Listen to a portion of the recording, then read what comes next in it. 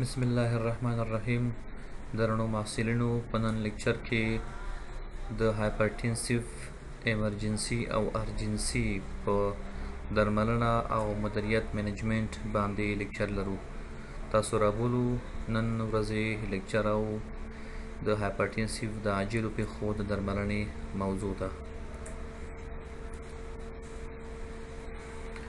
موږ او تاسو د هایپرټنشن په کلینیکي لوحه کې او په کلینیکي ډولونو کې د هایپرټنسیو کریسس یا د لوړ فشار د عاجل او بحراني حالت په اړه یادونه وکړه. موږ یاد کړه چې په دې حالت کې لوړ فشار په ناڅاپي توګه لوړیږي او دوه ډوله پیښې رامنځته کوي.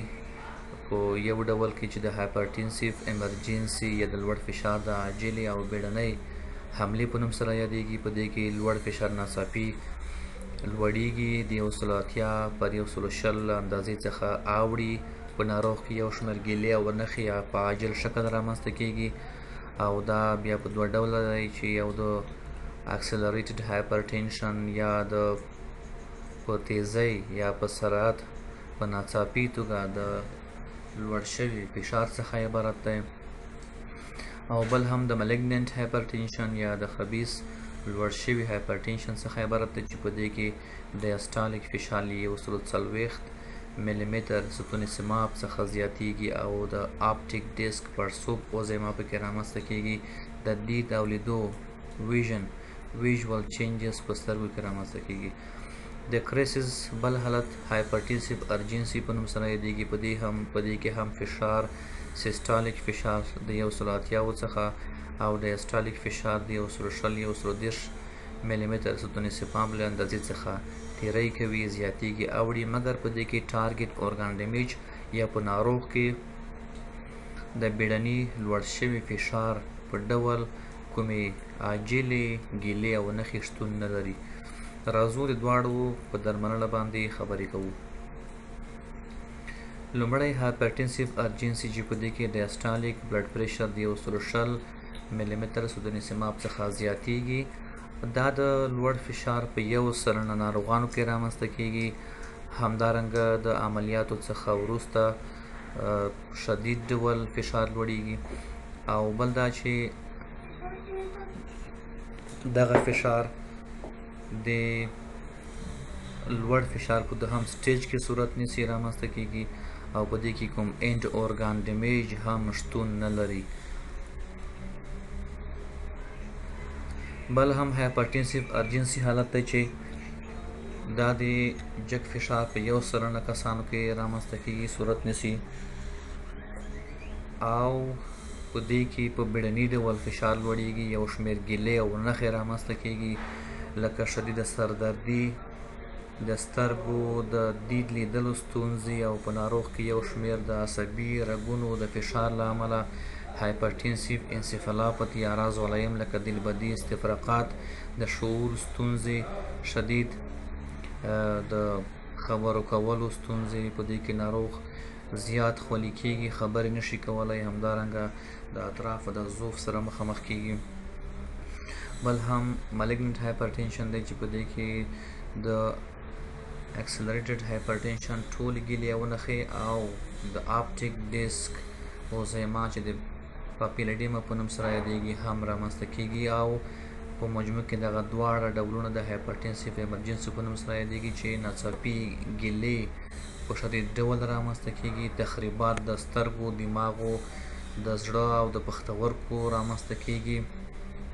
دغه څلور حیاتي اعضاو په خطر کې لویږي او باید د 1 ساعت په دننه موږ د دې فشار درملنه اجرا کړو ترڅو ناروغ د لا اختلاطي کېدو څخه د لا کمپلیکیشنز د منځته راتګ څخه موږ وژغورلی شو.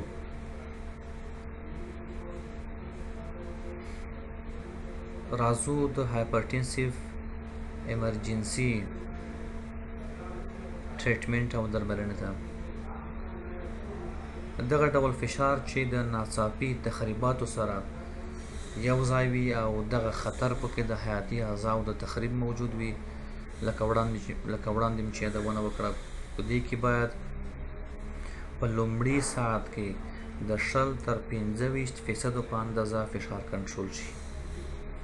یعنې که چېرته فشار د 180 څخه زیاتېږي او ډایسټالیک فشار د 120 څخه تیری کوي، نو باید په لومړي ساعت کې موږ هغه د 25 سلنې په اندازه کنټرول کړو چې دا د 160 ملي متر ستون سیماب اندازه کېږي. په دې کې یو شمېر تغیرات او اختلاطات رامنځته کېږي لکه هایپرټنسیو انسفالاپتي، د شعور ستونزې، د ناروغ د خبرو کولو ستونزې، همدارنګه د ناروغ د حرکاتو عصبي حرکاتو ستونزې، داخلي دماغي خونریزي رامنځته کېږي، بې ثباته انجینا پکتورس صورت نیسي، حاد ایمای رامنځته کېږي، د چپ بوتین حاد عدم کفایه صورت نیسي، د سګوزیما رامنځته کېږي، د دې په تعقیب د ایورټا انټایمه قسمت چیرې کېږي، رپچر کوي او انیوریزم رامنځته کېږي. هغه ضعیفه شوي انټایمل قسمت بهر خواته بلجینګ کوي او د ایورټیک انیوریزم د منځته راتګ باعث کېږي. همدارنګه هایپرټنسیو ایمرجنسي د پښتورګو د پرمختلونکي عدم کفایي باعث کېږي او همدارنګه په امیدوارو میندو کې د 20 اونۍ د 20 هفتې څخه وروسته د اختلاجاتو د سیجرز، د کنولژنز او د هایپرټنشن د لوړې کچې د رامنځته کېدا باعث کېږي.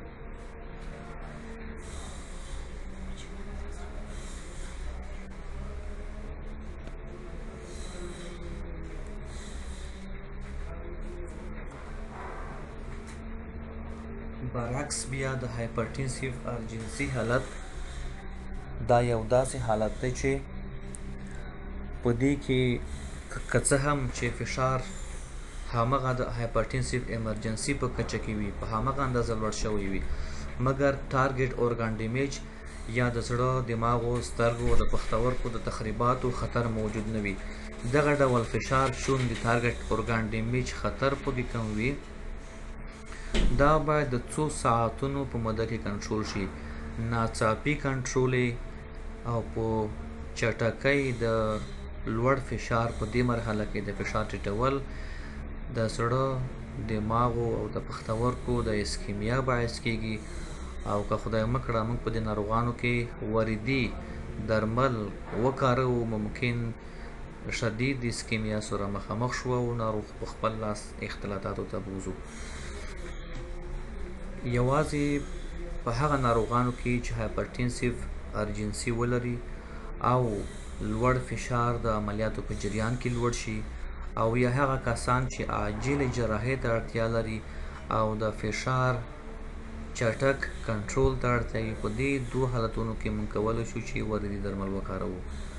ادروایز له دې څخه علاوه موږ نشو کولی چې په نورو حالاتو کې د هایپرټنسیو ارجنسي موږ وریدي درمل وکاروو.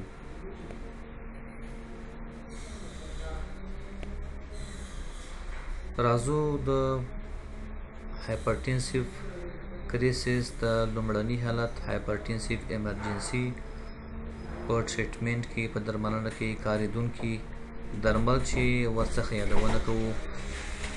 لومړی د کاپټوپریل په نوم یو درمل دی چې دا د انجیوټنسین کنورټینګ انزایم انهیبیټر په نوم سره یادېږي. په دې ګروپ کې یو داخل درمل دی چې د خولې له لارې استعمالیږي او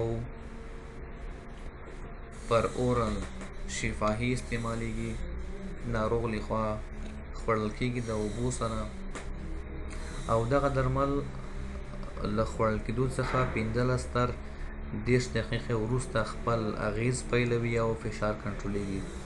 بل هم وریدي درمل دی چې د نیکارډیپین په نوم سره یادېږي.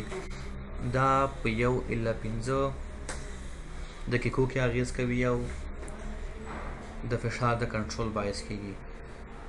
بل هم لبیټالول دی چې دا هم وریدي کارول کېږي او په 5 تر 10 دقیقو کې خپل اغیز پیلوي.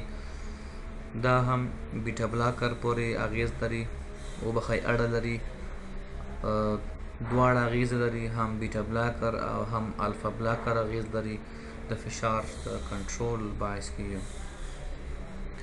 بل درمل مستقیم د اویو پراخونکی یا ډایرکټ وازو ډایلیټر ډرګ دی چې دا هایډرلزین نومیږي. دا زیاتره په امیدوارو میندو کې د شلمې اونۍ څخه وروسته د فشار د ناڅاپي لوړېدو او د اختلاجاتو د شتون په صورت کې چې اکلامسیا ورته وایي کارول کېږي. 10 تر 20 دقیقو پورې خپل اغېز پیلوي. بل هم شارټ اکټینګ بیټا بلاکر دی چې وریدي کارول کېږي. اسملال 1 تر 5 دقیقو کې خپل اغېز پیلوي او د فشار د کنټرول باعث کېږي. موږ او تاسو یاد کړئ چې په هایپرټنسیو ایمرجنسي حالاتو کې د حیاتي اعضاو د تخریب خطر موجود وي، نو باید موږ د 1 ساعت په داخل کې فشار کنټرول کو او زیاتره موږ په دې مرحله کې وریدي درمل کاروو. راځو هغه دواګانې چې په هایپرټنسیو ایمرجنسي حالت کې ورڅخه استفاده کېږي په هغې باندې بحث کوو. لومړی درمل په دې ګروپ کې د نایټرو پروسیډ په نوم سره یادېږي چې په لومړیو کې د 0.3 مایکروګرام پر کیجی پر منټ پیل کېږي. د سیروم په شکل په نارمل سلاین کې ورکول کېږي او د نارمل سلاین په داخل کې دغه انجکشن اچول کېږي او په دې ډوز پیل کېږي. معمولا 2 تر 4 مایکروګرام پر کیجی پر منټ کارول کېږي او اعظمي ډوز یې 10 مایکروګرام پر کیجی پر منټ ده چې دا د 10 دقیقو په اندازه ورکول کېږي. بل درمل نیکارډیپین په نوم سره یادېږي چې په لومړیو کې 15 ملي ګرام پر 1 ساعت پر اور او بیا د ډوز راکمیږي 2.5 ملي ګرام پر اور ته. دغه درمل د 15 تر 15 دقیقو په فاصله ورکول کېږي او نیکارډیپین موږ کولی شو چې تر اعظمي ټوټل ماکسیمم 15 ملي ګرام پر اور پورې وکاروو. بل درمل چې کارول کېږي هغه الفا بیټا بلاکر درمل دی چې دا هم د جګ فشار په عاجلو پیښو کې کارول کېږي. لابیټالال 2 ملي ګرام پر منټ تر اعظمي 300 ملي ګرام پورې او یا هم 20 ملي ګرام په 2 دقیقو کې ورکول کېږي. بیا 40 تر 80 ملي ګرام د 10 دقیقو په فاصله د دې لومړي ډوز څخه وروسته ورکول کېږي ان تر 300 ملي ګرام ټوټل ډوز پورې.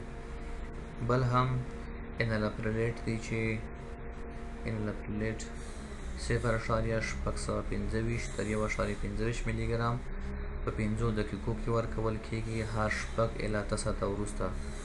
ماکسیمم ډوز یې اعظمي ډوز یې 15 ملي ګرام پر ډوز ورکول کېږي. بل هم لنډ اغېز لرونکی بیټا بلاکر درمل اسمولال په نوم سره یادېږي چې دا لومړیو کې 80 تر 500 مایکروګرام پر کیجی په 1 منټ کې ورکول کېږي او له هغې څخه وروسته 50 تر 300 مایکروګرام پر کیجی پر دقیقه د سیروم په ډول ورکول کېږي. بل درمل هم فینټولاماین دی چې 15 تر 15 ملي ګرام بلس ورکول کېږي او د فشار د کنټرول باعث کېږي. بل درمل هم په هغه صورت کې چې پورته درمل لکه لابیټالال، نیکارډیپین او نور اسملال اغېز ونه لري بیا کولی شو چې نایټروګلیسرین وکاروو. په لومړیو کې 15 مایکروګرام پر منټ کارول کېږي بیا د هغې څخه وروسته د 3 تر 5 دقیقو په فاصله د 15 مایکروګرام پر منټ په اندازه ډوز کمیږي یا زیاتېږي د فشار ځواب ته. که چېرته د 20 مایکروګرام پر منټ څخه وروسته د ناروغ فشار کې تغییر رانغی نو کولی شو چې د 10 تر 20 مایکروګرام پر دقیقه یا منټ پورې ډوز لوړ کو د 5 دقیقو په فاصله. یعنې په دې معنا چې د 5 دقیقو څخه وروسته ډوز په هغه صورت کې چې د فشار په کچه کې اندازه کې تغییر رانشي بیا کولی شو چې د 20 مایکروګرام پر منټ یا 10 مایکروګرام پر منټ په اندازه هر 15 دقیقې وروسته ډوز کم کو یا یې زیات کو. بل هم هایډرلازین دی چې زیاتره په امیدوارو میندو کې په اکلامسیا حالاتو کې استعمالیږي. 10 تر 50 ملي ګرام د نیم ساعت په موده کې ورکول کیږي او د هایپرټنسیو ایمرجنسي د کنټرول او د ټارګټ اورګان ډیمیج او کمپلیکیشنز څخه ناروغان ساتي. بله موضوع هایپرټنشن ان پریګننسي. په حاملګۍ کې، په امیدوارۍ کې، په پریګننټ میندو کې د لوړ فشار منځته راتګ. څلور ډوله فشار په حامله میندو کې رامنځته کېږي. لومړی ډول د پریکلامسیا او اکلامسیا په نوم سره یادېږي چې د فشار دغه ډول د امیدوارۍ له 20مې اونۍ څخه وروسته پیل کېږي. په ناروغ کې لوړ فشار د بدن د اوزیما په ځانګړې توګه د پښو د اوزیما یا د مخ د پیری اوربیټل ساحې د اوزیما سره یو ځای وي. همدارنګه ناروغ په ادرار کې پروټین اطراح هم لري، پروټین یوریا هم لري. او بل هم اکلامسیا چې په دې کې د پریکلامسیا ټول تغیرات لکه لوړ فشار، د بدن پړسوب، په ادرار کې د پروټین شتون او جمع اختلاجات یا سیجرز کنوالژنز، دې حالت ته بیا اسکیمیا اکلامسیا ویل کېږي. وبخښئ. بل هم کرونیک پری ایگزیسټینګ هایپرټنشن دی، اوږدمهالی له وړاندې نه موجود یا شته هایپرټنشن. دا په امیدوارو میندو کې هغه فشار ته ویل کېږي چې د حاملګۍ څخه وړاندې دوره کې هم موجود وي. یعنې په دې معنی چې یوه مور له حاملګۍ څخه د پریګننسي څخه وړاندې لوړ فشار لري، خو هغې ته بیا د امیدوارۍ په دوران کې هم د لوړ فشار تغیرات رامنځته شي که په هر مرحله کې وي، خو د پروټین یوریا او د بدن د پړسوب سره یو ځای نه وي. دې حالت ته ویل کېږي چې کرونیک پری ایگزیسټینګ هایپرټنشن. بل هم کرونیک هایپرټنشن ویت سوپر امپوزډ پریکلامسیا. دا هغه ډول فشار ته ویل کېږي چې په یو پریګننټ مادر کې، په یو امیدواره مور کې چې له حاملګۍ وړاندې د لوړ فشار ښکار شوی وي، اما د حاملګۍ د 20مې هفتې څخه وروسته پکې پریکلامسیا هم صورت ونیسي. دې ته ویل کېږي چې مزمن لوړ فشار، اما د حاملګۍ په دوران کې د پریکلامسیا سره یو ځای شوی فشار.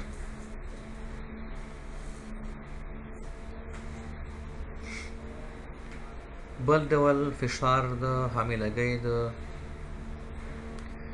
جسټیشنل هایپرټنشن په نوم سره یادېږي، یا د حاملګۍ په دوران کې موجود هایپرټنشن.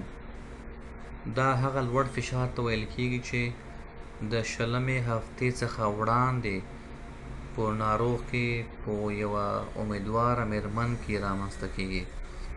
هغه فشار چې د 20مې هفتې څخه وروسته په حامله میندو کې رامنځته کېږي د جسټیشنل هایپرټنشن په نوم سره یادېږي. د دې ټولو ډولونو ترمنځ توپیرونه موجود دي چې تاسو یې باید په پام کې ونیسئ او یو تر بله تفریقي تشخیص په نظر کې ولرئ. راځو د امیدوارۍ په دوران کې د لوړ فشار درملنې ته. لومړی هغه فشار دی چې ډیر شدید نه وي او د حیاتي اعضاو د ټارګټ اورګان د تخریب سره یو ځای نه وي. په دې کسانو کې، په دې میندو کې هغه دواګانې استعمالیږي چې د شفاهي ډول په فمي ډول اورلی کارول کېږي.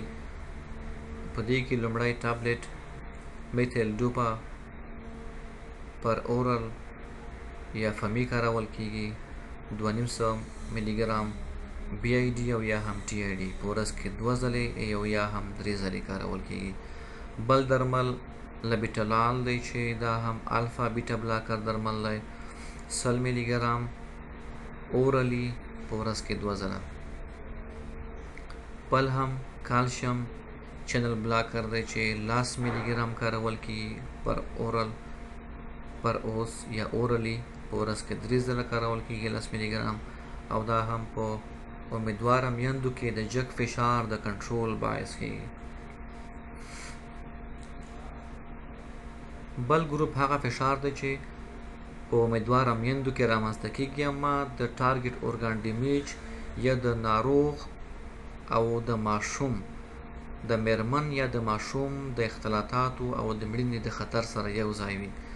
دغه حالت په امیدواره میندو کې د پریکلامسیا او اکلامسیا په نوم سره یادېږي. موږ تاسو وړاندې یاد کړه چې پریکلامسیا هغه فشار ته ویل کېږي، هغه حالت ته ویل کېږي چې په امیدواره میندو کې د 20مې اونۍ څخه وروسته رامنځته کېږي. په دې کې 3 ډوله تغیرات په بدن کې رامنځته کېږي. په امیدواره میرمن کې رامنځته کېږي یو لوړ فشار، دوهم د بدن پړسوب، او دریم په ادرار کې د پروتین اطراح. دوهم حالت اکلامسیا چې د پریکلامسیا په پرتله ډیر شدید دی. په دې کې 4 تغیرات رامنځته کېږي. لومړی اختلاجات یا سیجرز، لوړ فشار، د بدن پړسوب او په ادرار کې د پروتین شتون. دغه حالت د دې دواړو حالتونو د عاجل کنټرول په خاطر دغه 2 ډوله درمل کارول کېږي. یو هیډرلازین دی چې موږ وړاندې په ډوز باندې خبرې وکړې. هیډرلازین دا مستقیم ویایي پراخونکی دی او یو پراخونکی درمل دی. 10 تر 50 ملي ګرام په نیم ساعت کې ورکول کېږي او د فشار د کنټرول باعث کېږي. بل هم لابیټالال دی چې دا 20 ملي ګرام په پیل کې ورکول کېږي په 2 دقیقو کې. له هغې څخه وروسته بیا تر 300 ملي ګرام پورې د 10 یا 20 دقیقو په فاصله تکراریږي تر څو اعظمي 300 ملي ګرام پورې ډوز ورسیږي او د ناروغ فشار په حاملګۍ کې کنټرول شي. لابیټالال وړاندې یاد کړه چې 2 ملي ګرام پر منټ تر اعظمي 300 ملي ګرام پورې، او یا هم 20 ملي ګرام په 2 دقیقو کې. له هغې څخه وروسته 40 تر 80 ملي ګرام د 10 دقیقو په فاصله ان تر 300 ملي ګرام ټوټل ډوز پورې ورکول کېږي. او دغه 2 ډوله درمل په حاملګۍ کې د هایپرټنسیو ایمرجنسي یا د پریکلامسیا او اکلامسیا د کنټرول په خاطر کارول کېږي او ورڅخه ګټه اخیستل کېږي. درنو محصلینو، دا و د لوړ فشار اخرنی لیکچر چې تاسو وړاندې شو. ان شاء الله په راتلونکو لیکچرونو کې به د لویانو د زړه په ولادي ناروغیو باندې خبرې کوو او په هغې باندې به مفصلې خبرې کوو او لیکچر به لرو. دا و د لوړ فشار اخر د تاسو وړاندې شو او ان شاء الله په راتلونکي کې به نورې خبرې تاسو لرو. تاسو ته ښه وختونه او ښې چارې.